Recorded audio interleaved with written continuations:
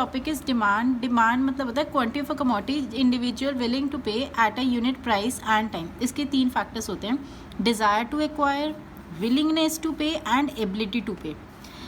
कोई भी mayor desire demand नहीं होती। एग्जाम्पल माइजर की विश और पुअर मैन डिज़ायर। अब डिमांड 2 तरह की होती है, इलास्टिक, इन इलास्टिक। इलास्टिक होती है अगर थोड़ा सा भी चेंज प्राइस में आएगा तो लोगों की डिमांड बढ़ या कम हो सकती है, मोर और लेस हो सकती है, या किसी कमोडिटी हैज़ 2 और more substitutes. Example fast food. Inelastic होता है कि प्राइस में अगर चाहे थोड़ा सा भी चेंज आ जाए आपकी डिमांड में कोई फ़र्क नहीं पड़ेगा।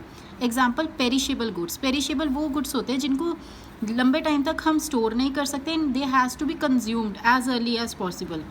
इनके सब्सिट्यूट्स भी कम होते हैं। Example tomato. Example gasoline. Gasoline is a petrol. Law of demand state करता है जैसे ह्यूमन नेचर होता है, जब प्राइस बढ़ता है तो हमारी डिमांड कम हो जाती है, एंड प्राइस कम होता है तो हमारी डिमांड बढ़ जाती है, provided other factors remain same like your expectations, like income, taste and preferences of the consumer. इसलिए law there is a inverse relationship between price and demand, and that's why the demand curve slopes downward. UGC में आपको आता है the types of elasticity of demand. There are 5 types. In this video, I'll discuss the price elasticity and cross elasticity. Next video में I'll discuss the rest 3. अब price elasticity होता है, अब जैसे मैंने आपको कहा कि प्राइस बढ़ने से डिमांड कम हो रही है या प्राइस कम होने से डिमांड बढ़ रही है, तो कितनी बढ़ रही है वो हम डिस्कस करते हैं प्राइस इलास्टिसिटी।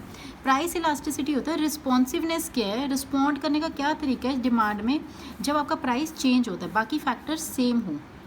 इसका फॉर्मूला होता है change in quantity demanded over कितनी क्वांटिटी डिमांडेड थी, चेंज कितना आया प्राइस में ओवर प्राइस कितना था।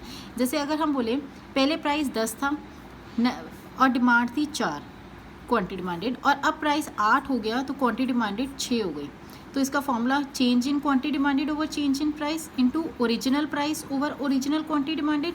तो चेंज इन प्राइस कितना, 8 से 2 हो गया तो दैट इज़ 2, एंड 4 से 6 हो गया -2 इंटू 10 ओवर 4। और ये नेगेटिव साइन इसलिए लगाते हैं क्योंकि we already have discuss there is a inverse relationship between price and demand. तो आंसर इज 2.5। अब हम डिस्कस करेंगे डिग्रीज ऑफ प्राइस इलास्टिसिटी, मतलब कितना चेंज आता है। देखो पहला होता है परफेक्टली इलास्टिक डिमांड। ये एक एक्सट्रीम सिचुएशन होती है जहाँ जो डिमांड होती है वो सीधा प्राइस के साथ लिंक्ड होती है। मतलब अगर प्राइस थोड़ा सा भी चेंज होगा ना तो डिमांड बिल्कुल इन्फिनाइट चेंज हो जाएगी।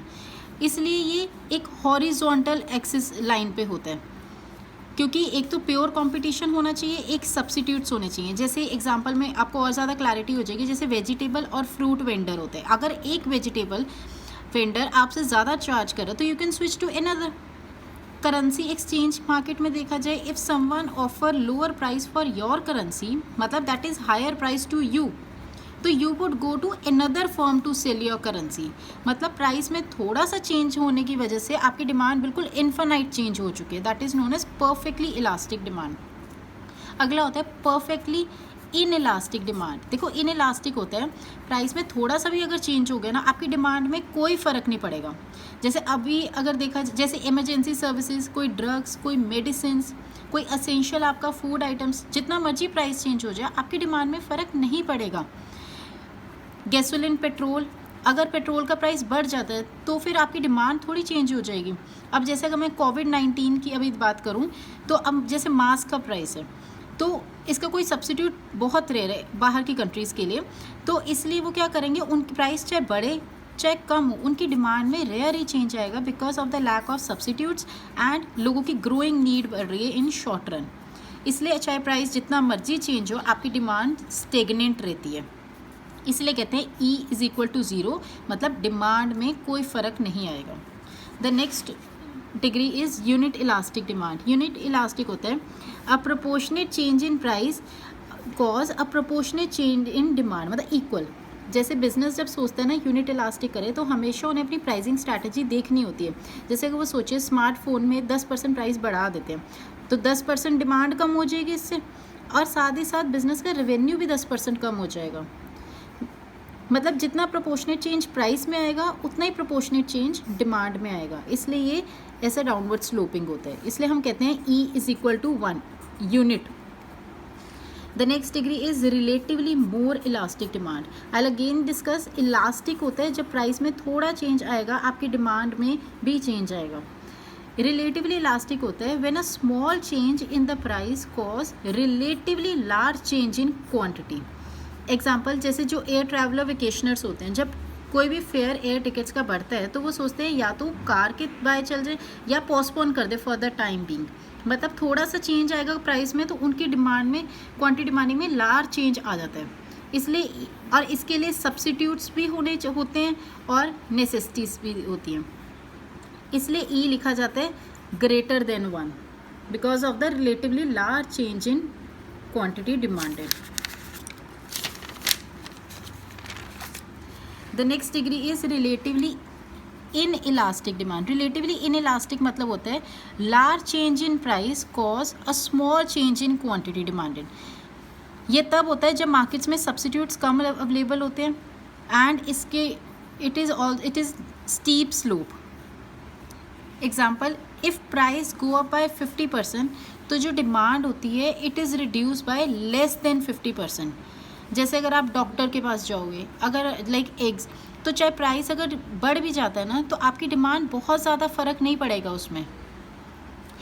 The next topic is cross elasticity of demand. Cross elasticity होता है अगर एक गुड की डिमांड में कितना चेंज आता है दूसरे रिलेटेड गुड की प्राइस में चेंज होने से। अब ये क्रॉस इलास्टिसिटी पॉजिटिव भी होती है, नेगेटिव। पॉजिटिव कब होती है? सब्सिट्यूट गुड्स में। कॉफ़ी का प्राइस बढ़ जाएगा तो आप टी पे स्विच कर जाओगे ना, तो इससे डिमांड ऑफ टी बढ़ जाएगी। तो यहाँ पे क्रॉस इलास्टिसिटी पॉजिटिव रहती है। क्रॉस इलास्टिसिटी हमेशा रिलेटेड गुड्स में होगी and related are substitute and complementary goods. अब कॉम्प्लीमेंट्री गुड्स क्या होते हैं? अगर ए का प्राइस बढ़ गया तो बी की डिमांड कम हो जाएगी। जैसे अगर मैं बोलूँ एंड्रॉयड फ़ोन्स का प्राइस बढ़ गया तो ऑब्वियसली एंड्रॉयड ऐप्स की डिमांड कम हो जाएगी। तो they both are complementary goods और इसमें क्रॉस इलास्टिसिटी नेगेटिव होती है। रिसर्च एनालिसिस एनालाइज करते हैं क्रॉस इलास्टिसिटी, फिर उस हिसाब से वो अपने प्रोडक्ट्स का प्राइस सेट करते हैं। Thank you.